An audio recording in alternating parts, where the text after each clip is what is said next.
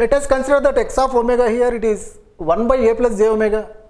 This can be written as, by multiplying with the a minus j omega in numerator and denominator like this, we can write x of omega as a upon a square plus omega square minus j multiplied by omega upon a square plus omega square. This is the complex quantity that x of omega have, with real part this much and imaginary part this much. Let us take plus here and minus I am taking like this, so that this is the real part and this is the imaginary part of this Fourier transform for the given signal e to the power of minus at u of t. Let us consider the magnitude of this function, that is given by square root of a square plus omega square we will get in denominator like this. And then if you plot this amplitude spectrum for this function, observe, if I take omega value 0, here 1 by square root of a square plus 0 if I consider, I will get that 1 by a. So at origin this amplitude should have 1 by a. Similarly, as omega is tending to plus infinity, here 1 divided by infinity you will get, that is 0. So it is falling towards 0 as omega tending to infinity, you can observe. Similarly, as omega going to minus infinity here, this is the function, once again it is going to 0 here. As omega tending to minus infinity, you will get that minus infinity whole square here, 1 by infinity you will get that 0. So the function, in the similar manner it is falling to 0 like this. This is what the magnitude spectrum for this given signal exponentially decaying function. Similarly, let us consider the phase of this one. The phase of this function, that is tan inverse this imaginary part upon real part. We are getting that both denominator same is cancels, and minus omega by a we will get it. If I take a tan inverse minus omega by a as a phase, let us plot the spectrum here. If omega value 0, what is the phase of this function if we consider? Tan inverse minus omega by a or minus tan inverse omega by a, is it? So omega, if you take it 0, tan inverse 0, it is 0. Let us take the phase is 0 as omega is equal to 0. Similarly, if I take omega is equal to plus a, what I will get? If omega is equal to a tan inverse a by a, that is tan inverse 1. Tan inverse 1, it is nothing but 45 degrees.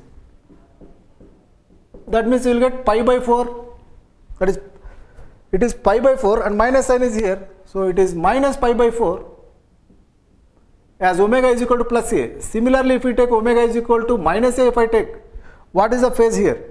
So minus a means here minus coming outside, plus tan inverse 1 you will get. So that you will get plus pi by 4 when omega is equal to minus a. Similarly, as omega tending to infinity, we will get the phase tan inverse infinity, we are getting that 90 degrees and this minus sign, so that minus pi by 2 will get. And if I take omega value minus infinity, observe that tan inverse minus infinity minus tan inverse infinity and minus minus cancels, we will get the tan inverse infinity is 90 degrees. So plus 90 you will get. So let us plot the spectrum as per these values here on the frequency axis by taking omega on x axis. Let us consider that phase on y axis. At 0 this function is 0. I will plot like this.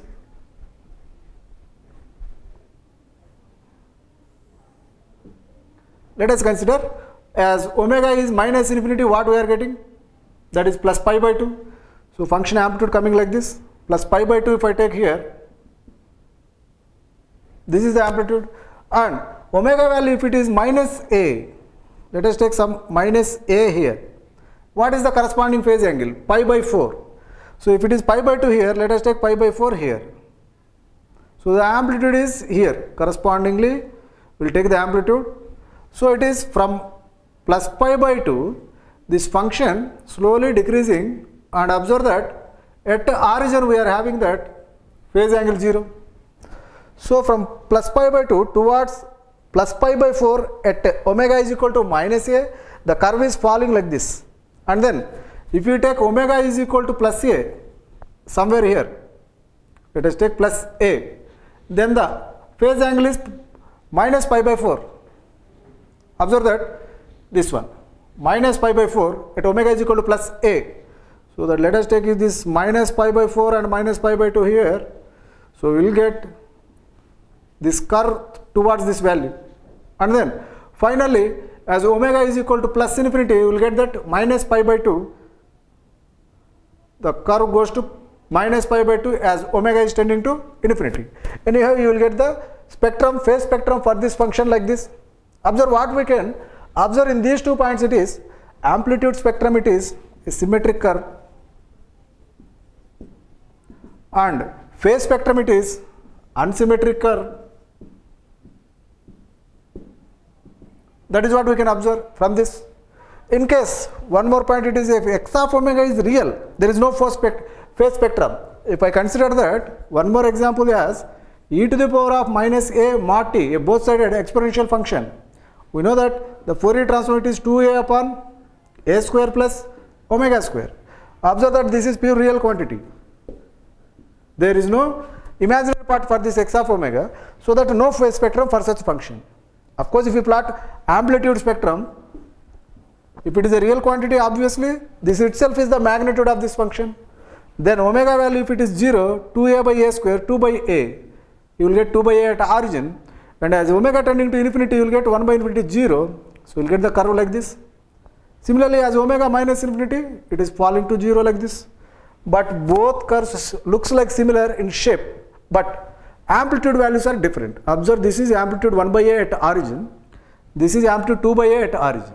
Correspondingly, the other amplitude values will change, but shape will be symmetric curve because it is a magnitude spectrum. Like that, you can observe any magnitude spectrum, it is symmetric curve, whereas any phase spectrum, it should be unsymmetric curve. How to plot the spectrum? That is, a frequency spectrum is nothing but the combination of this amplitude spectrum and phase spectrum. We can plot the corresponding spectrums for given signals by taking the Fourier transform, by dividing into phase and magnitudes as per the given formulas. We can plot the spectrums like this.